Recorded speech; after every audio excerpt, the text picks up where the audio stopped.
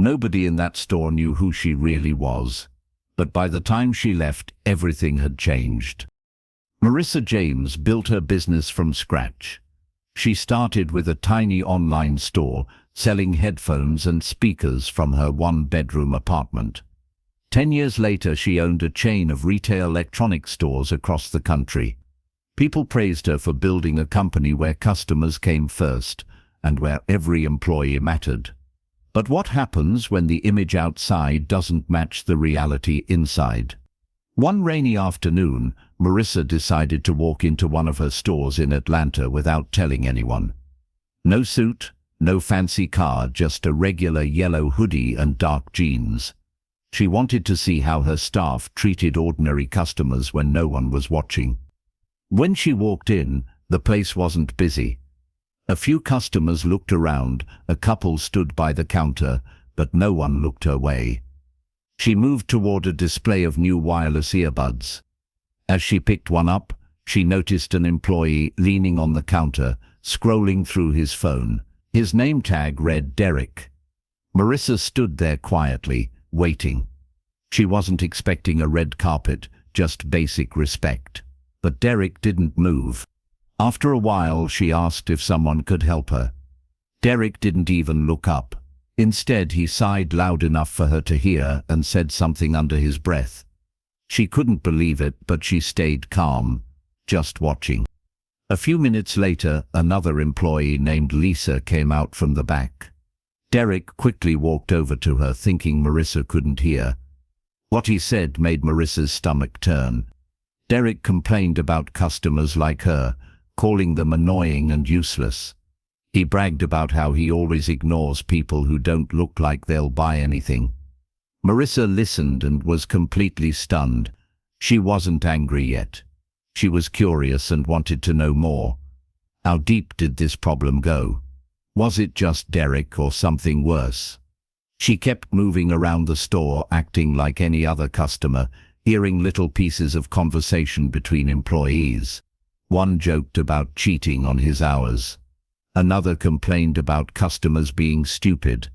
No one cared and no one noticed her. That's when it hit her. This wasn't just one bad employee. This was a culture problem.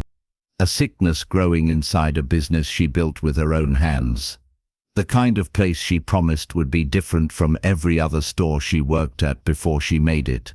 Now here it was, happening under her own roof. She left the store that day without saying a word. No one stopped her, and no one thanked her. In fact, no one cared, but she wasn't done. Marissa spent the whole night thinking. She couldn't sleep. The business carried her name, it fed families, it created jobs, and here it was, rotting from the inside. She realized something important. A company isn't about what people say when the boss is around. It's what happens when no one's looking. The next morning, Marissa made a quiet phone call. She scheduled a meeting with her head of operations, but she didn't tell her why. Then she gathered security footage, employee logs, and customer service reports from that store. What she found wasn't a surprise anymore. Complaints ignored, shifts covered up, and numbers that didn't match. She saw it clearly now. Derek wasn't alone. There were others. And worse, the store manager, Terrence, knew about it. The numbers looked good on paper because problems were hidden and not solved. Marissa didn't want to believe it, but the truth was right there. She walked back into that same store 2 days later. This time she came as herself. When Derek saw her, his face turned pale. Terrence came rushing over, suddenly polite and suddenly full of energy. The fake smiles were everywhere. Marissa didn't waste time. She called a meeting right there in the middle of the store.